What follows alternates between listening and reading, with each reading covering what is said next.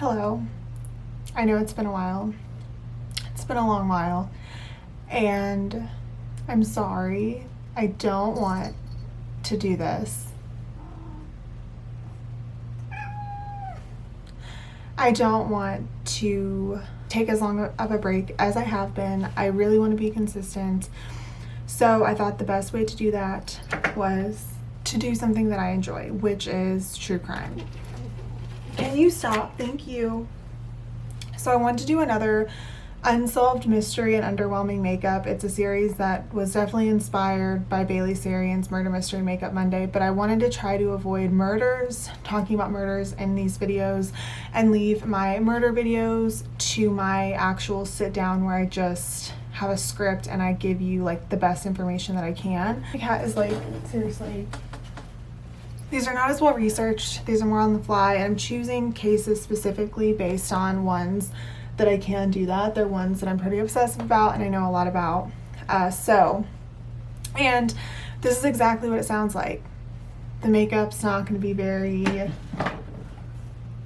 intense. It's just going to be like normal, everyday makeup. I'll try to remember to leave things in the description box if you're interested in knowing what I use, but it's ultimately not about the makeup. It's about the case.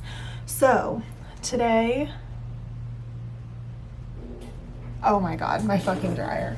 Today we are going to talk about a conspiracy theory, sort of, which I don't normally condone on this channel, mostly in light of QAnon and the insurrection. I don't find conspiracy theories to be as cute and funny as I once did, you know, because for a while conspiracy theories were this like fun thing that your crazy uncle or something or your town loony would talk about and hold up signs about aliens being real and stuff, which I'm not saying that if you're not, everyone should be skeptical. And I think, you know, things like aliens, you know, I think it would be very egotistical for us to think that we're the only living things in the universe. But what I'm getting at is like conspiracy theories, like lizard people and all these things were things that your crazy uncle, you know, may talk about and you'd say, okay, Uncle Rick, you know, that's really funny. Now let's get to the real stuff. But now, I mean, conspiracy theories are like, you know, we have people in Congress that believe in this stuff. So, you know, I don't particularly want to spread misinformation on my channel because I think misinformation is one of the most dangerous things plaguing this country at the moment. So, with that being said, this conspiracy theory is not the same. And I'm actually going to talk about a specific case in regards to this conspiracy theory because this case is loosely connected, but it's not the most connected. And I wanted to include this case as opposed to other cases within the umbrella of this conspiracy because there were tons of cases I could have chosen from, but this is the only one where a body has not been found. So you can tell by the title, today I'm going to be talking about the mysterious disappearance of Ben Shaffer and the possible connection between Ben Shaffer and the alleged smiley face killer conspiracy theory. I actually wanted to do this backwards, and I wanted to talk about Ben Shaffer first and kind of cover the smiley face killer theory as an afterthought because overall I find Ben Shaffer's disappearance much more engaging and interesting than I do the smiley face killer. Hold on, I need a towel.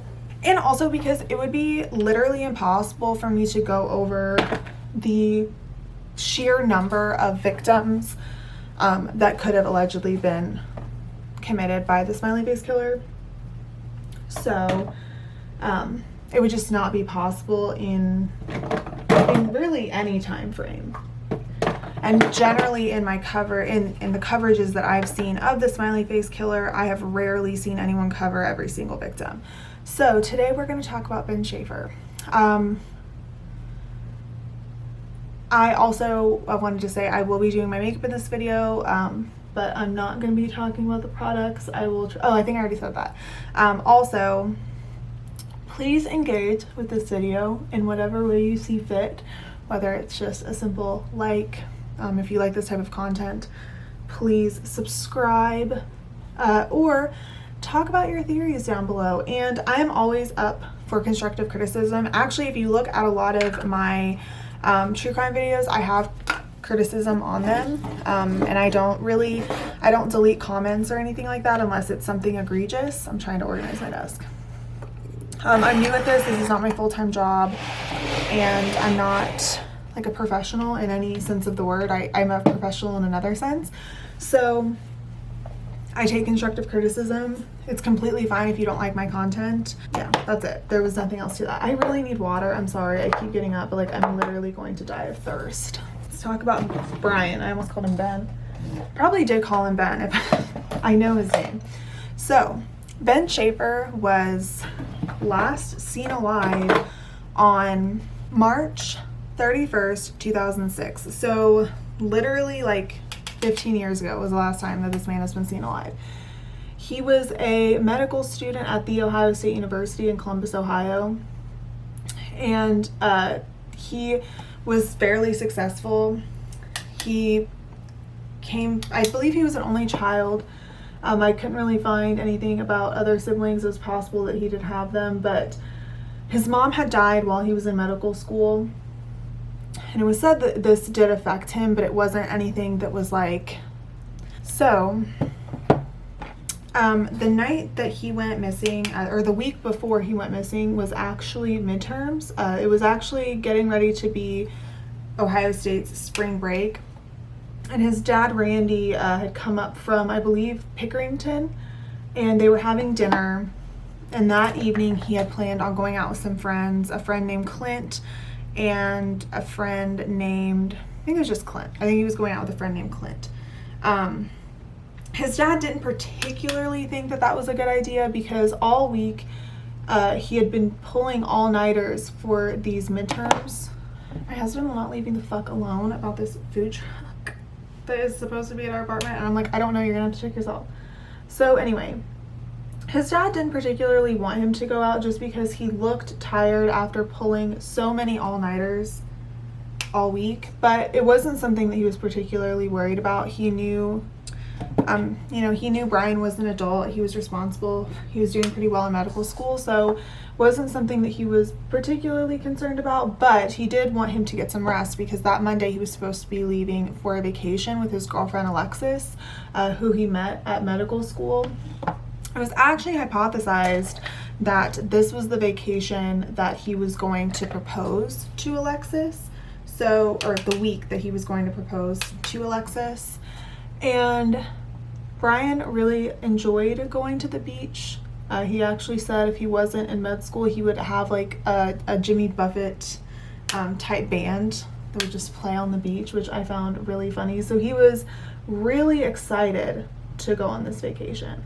So after going out to dinner with his dad to celebrate the end of midterms, he went out with his friend Clint, and they started at this bar called the Ugly Tuna Saloon, but they ended up hopping around different bars, and before going back to the Ugly Tuna with a friend named Meredith, they went to several ones in between. And it was said that at each of these places they had somewhere between 1 and 2 shots each everywhere they went. So they were pretty intoxicated. They were at a part of Columbus called High Street, which is a pretty popular section of town, a popular section of the city. So they hitched a ride with Meredith back to the Ugly Tuna, and there they continued to drink. They were celebrating, all of them were of age. And at about Later that night, Clinton Meredith actually became separated from Brian, but it wasn't something that they were like particularly concerned with. And when they went to leave at last call at about 2 a.m., they waited for him outside. They tried to call him, but they weren't able to get a hold of him. So they kind of just thought that maybe like because it was so busy that they had become separated or something like that. And so maybe Brian had just gone on home. So they weren't too worried about it. And they ended up going home. But the next day, Brian's dad, as well as his girlfriend Alexis's dad, had been trying to get a hold of Brian all weekend, and they were unable to. Brian wasn't seen all weekend. He wasn't heard from all weekend. And of course they were concerned, but it became even more concerning that Monday when they were supposed to leave for a trip and Brian had not been heard from or seen. So finally on Monday, he was filed as a missing person. So it seemed like the police jumped right into the investigation. There wasn't really like any hesitation on their part. So they jumped right in pretty fast. I don't know why I'm doing that right now.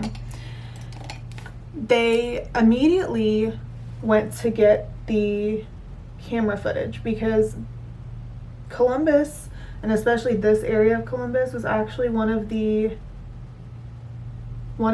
most had the most cameras, like more so than like Cincinnati and Cleveland combined. So it was a very secure area, and they figured that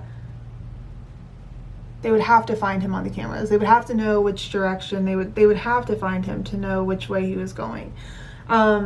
He was seen on camera leaving the bar at about 1:15, and he was talking to some girls outside, but he was seen at about 1:55 going back into the bar, but he was never seen again. The cameras didn't catch him at any other point that evening or ever again. So, you know, that was quite odd considering, you know, there were so many cameras. So they did, there was really only two options that they could think of. Because he wasn't, and there's kind of a third option that I'll get to later, but it's a lot less likely. But the first option that the police came up with was that maybe he was running away. I know people often get frustrated when police go to that prospect immediately, and I completely understand, but it had to be an option because their thought process was, well, maybe he, you know, had somehow changed his appearance, whether it was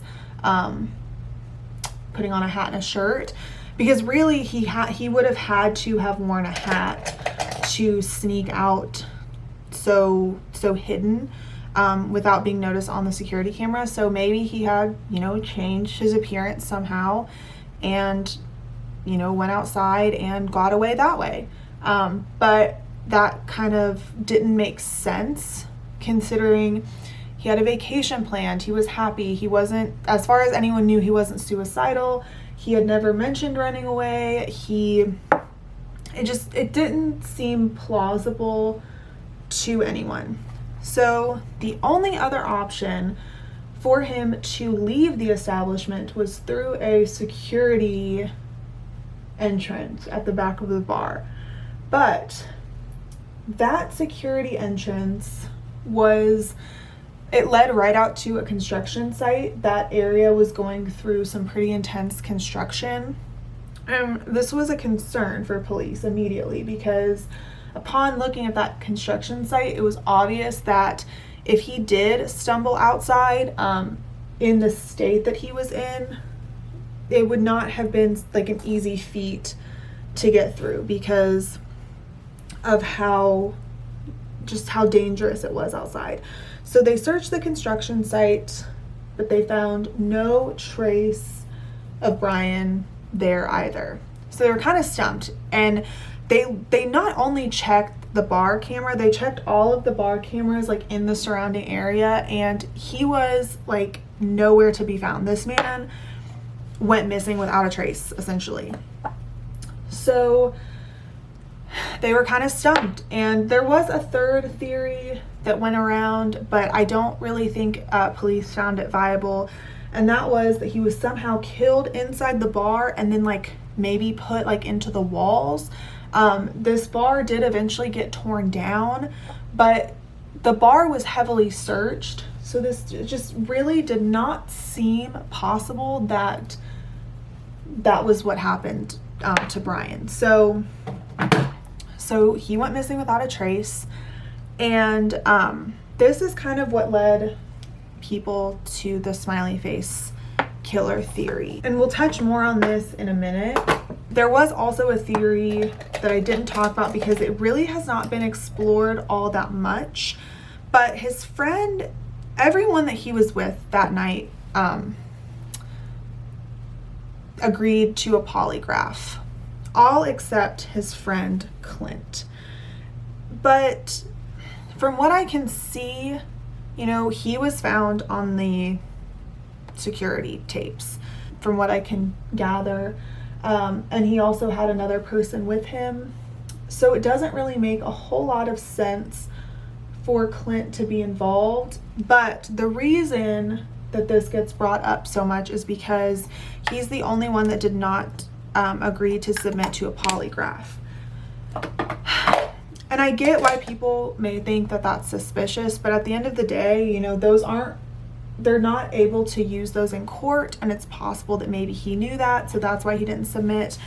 Reasons aside, he didn't submit to it, and there's really no evidence to indicate that he had any sort of involvement with the disappearance of Brian. So I'm going to kind of skip around a little bit because I want to give you some background on the smiley face killer and kind of how this all came to be.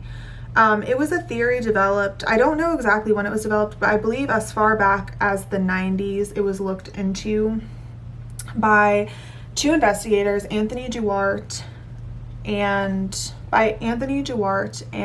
Kevin Gannon.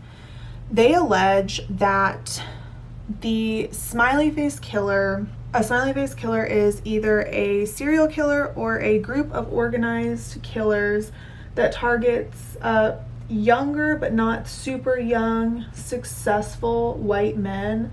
Probably about mid-20s, early 30s is their victim range. And they typically go missing on the East Coast or the Midwest, somewhere near bodies of water in either college towns, and it's mostly been college towns, or big cities. Gannon and Duarte, they started researching this with the help of a criminal justice professor, and they're ex-police officers, so it's fair to say that they are knowledgeable about the criminal justice system. With that being said, people have been very skeptical of Kevin and Anthony, especially Kevin. So there's about 45 cases that could be direct links to the smiley face killer. However, Kevin and Anthony claim that it's somewhere in the 400s. And I think that's kind of where people, their credibility gets a little questioned, because on their list of potential smiley face killer cases, what classifies a smiley face killer is all of that I mentioned above, but also that somewhere in the crime scene in the near vicinity there is a graffitied smiley face, which I will mention is a pretty common type of graffiti. So with that being said, I don't think that they necessarily think that the smiley faces are placed when the victims are, that it just so happens that they place the victims where there are smiley face graffitis, because like I said, that's a really common type of graffiti. But on the list of 400 that Kevin and Anthony commonly reference, some of them have smiley faces like as far away as like 10 miles or something like that. So it's a stretch is what I'm saying. They tend to stretch a little bit. And that's where their credibility kind of, for me, gets washed. So I know what you're thinking. You're like, okay, have all the victims been found? And the answer is yes, for the most part. The 45 that are directly linked, all the bodies have been found. Most of them have been found washed up on the shores of some sort of body of water, and the cause of death has typically been drowning, but it is possible that there were other causes of death. But the thing with water is that a lot of the evidence ends up becoming like corroded from being in the water for so long. So with that being said, this would make Brian the only victim that was not found, because all of the other victims at this point have been found. So that is kind of what makes the Smiley Face Killer unique, and the big reason that they even began to look into the possibility that this was a Smiley Face Killer murder was because his dad, Randy, decided to go to a psychic kind of as like a last resort, because this was just so odd for his son to go missing. So he went to a psychic, and all the information that the psychic told him was that she could see Brian in a body of water. And so at this point, the Smiley Face Killer theory was known about. It was something that was talked about. So, and it was widely enough known to become a possibility. So they went into the water and looked at every inch that they possibly could, but they did not find any evidence that Brian was in the water at any point, which, you know, that doesn't say a lot, because, you know, people can float away. He would have drowned in the Ohio River, and I believe the Ohio River connects to the Mississippi River. He could have been sunk. I mean, there is like so many reasons why his body was not found, and obviously he's not here, so we can't say for sure, but I mean, it could have even been as simple as like, maybe his was different in some way. Maybe he didn't cooperate the same way that other people did. So there is a number of reasons why his body has never been found, but nonetheless, his body was not found. But that's kind of how the connection started, why they started connecting and thinking that this was one of the victims. And actually, because of this case, his father was very involved in this case, and actually was unhappy with the way in which law enforcement had different departments that didn't work together, and he thought that everything should be streamlined when it comes to missing persons investigations. And actually, because of his father, that is now a law in Ohio. So but that's why I wanted to talk about him, because so many families advocate for their family members still, but Brian has no one to advocate for him. Gannon especially has come under fire for possibly being kind of a clout chaser, if you will.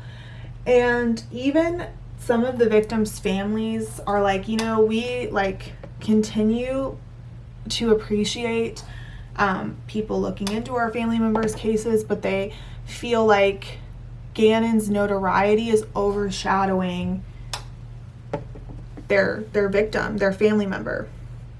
So that is like the biggest reason that Gannon has come under fire specifically, more than Duarte. And also the FBI has made a statement about this and has said that they do not believe that there is a serial killer going around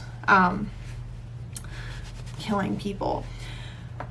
But with that being said, it's not just, the theory is not just that there's one serial killer. They've actually theorized that it's an organization of people that possibly have met online or whatever, however they would meet in that specific instance, that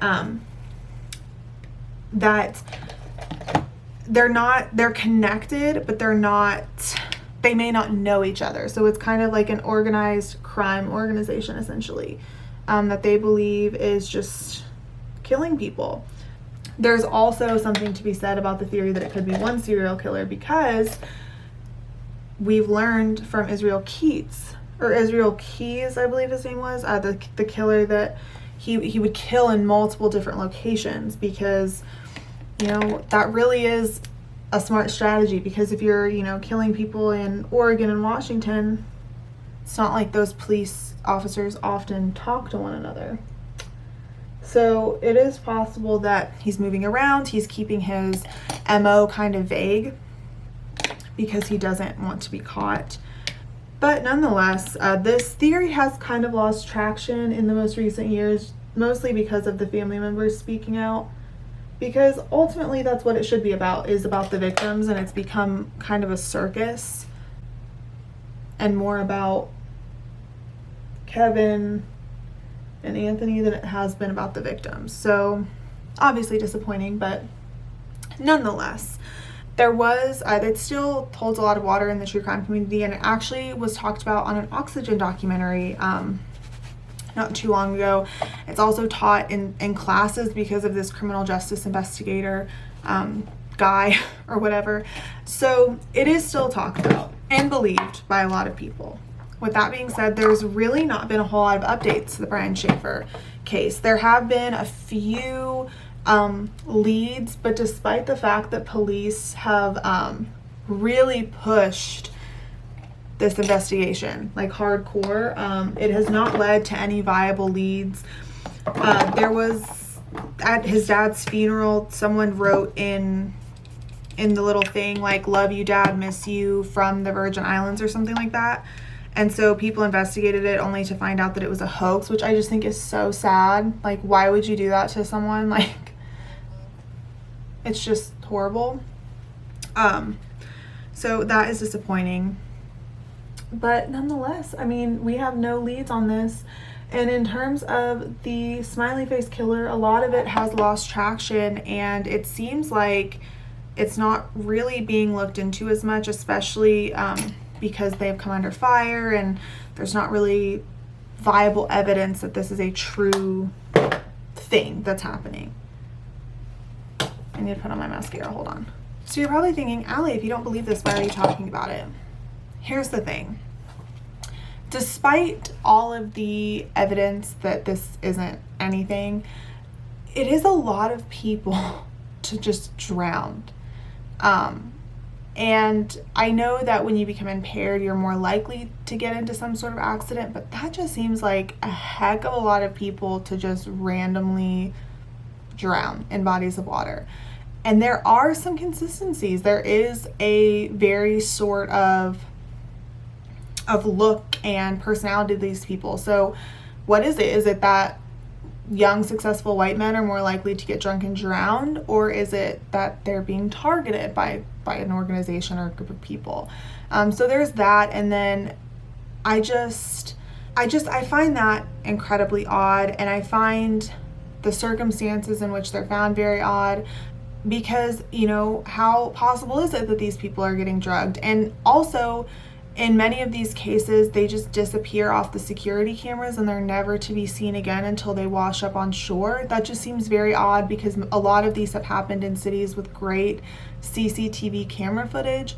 So is it that just coincidentally they walk out of frame? Or is someone calling them to a car possibly? Because it has been theorized that they're not dying in the water, they're dying somewhere else and then getting put in the water. And because they're floating in the water so long, you really can't tell if, you know, something happened to them. And in a lot of these cases, why were they even going near the water? In a specific case in Boston during the winter time, why would someone in Boston in the wintertime be going near the water by themselves? That just seems odd to me. So that's pretty much it. I like to talk about unsolves because I want to get more out there. And, you know, the only person, unfortunately, that knows what happened to Brian Shaffer is Brian Shaffer or whoever was involved. But, you know, they did extensive questioning and it didn't seem like anyone knew anything. So it is very odd. Let me put on my lipstick so we can do the outro, because I want to be cute, you know. I will link all of my sources down below, but keep in mind with these videos, I try to really go from memory. I try to make this as chatty and like kind of like unofficial as possible. This is the look. I'll link everything that I used, if I remember, to down below. This is like probably the craziest look I've done like for this type of video, but that's it. Tell me what your theories are down below. Do you believe that there is a serial killer targeting these people, or do you think that it's a group of people, or do you think that there's really nothing to it at all? Let us know, and let me know if there's another case you'd like me to do for these. I have done a lot of research on the Highway of Tears murder, so I don't know if I want to do that in this format or if I want to do it as just a sit down. Maybe I will do all of them in this format. I'm really hesitant to do murders because that's kind of Bailey Sarian's thing. So I'd rather sit down and do a well-researched, you know, give the victims justice type of video. But for stuff like this that's a little bit more relaxed, I would like to make it more relaxed. So thank you so much for watching. Please subscribe if you haven't already, and I'll see you in my next video. Bye.